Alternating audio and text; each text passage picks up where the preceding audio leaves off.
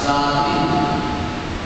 Sapagkat nagkaya kung ang kamatayan, ang buhay, ang mga anghel, ang mga pamunuan, ang mga bagay sa kasalukuyan, ang mga bagay na darating, ang mga pangyarihan, ang kataasan, ang kalaliman o ang pangyayaman, hindi mapaghiwalay sa atin sa pag-ibig ng Diyos.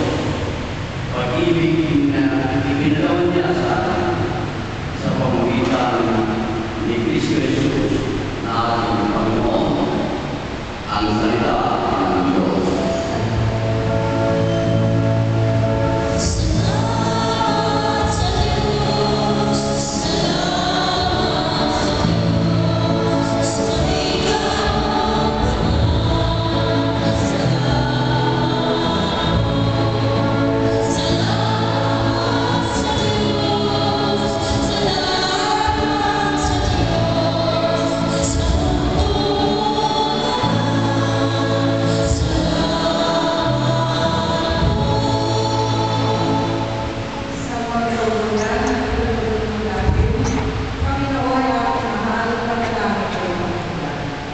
Panginoon na aking mahal, panalangin ko ay pakinggan.